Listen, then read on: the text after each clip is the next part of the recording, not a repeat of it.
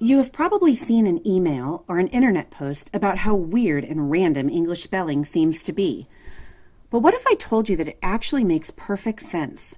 In fact, that's spelling's job, making sense. Think of spelling a word as peeling back the layers of an onion. The first layer is a word's sense and meaning. Often there are multiple layers of meaning. Another layer is the word's structure. Think of the center of the onion as a word's base element, its essential kernel of meaning. A free base element like O-N-E or T-W-O can stand on its own as a word, like one or two. A bound base, like the R-U-P-T of erupt or rupture, needs another element in order to surface in a word. Two or more bases give us compounds, like twofold or someone or bankrupt.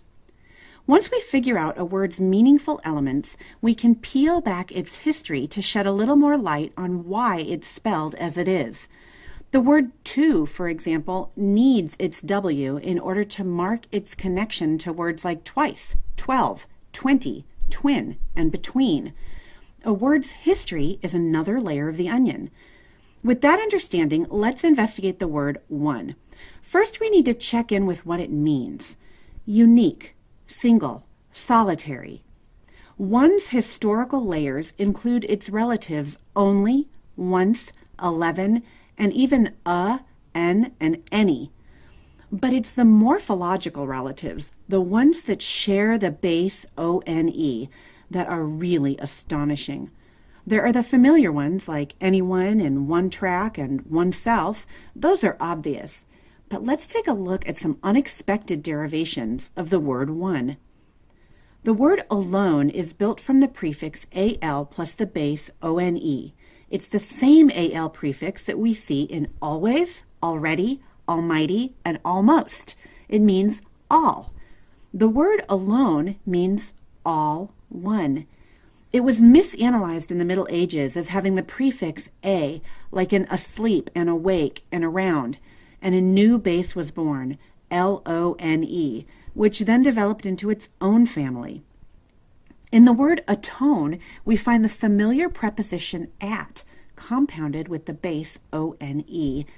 See, when we atone for something we've done wrong, we attempt to make things whole again, to fix what's broken, to be at one again with whomever we hurt. But here's perhaps the best one of all, the word onion, which is also frequently derided as irregular or crazy for its spelling of with an O.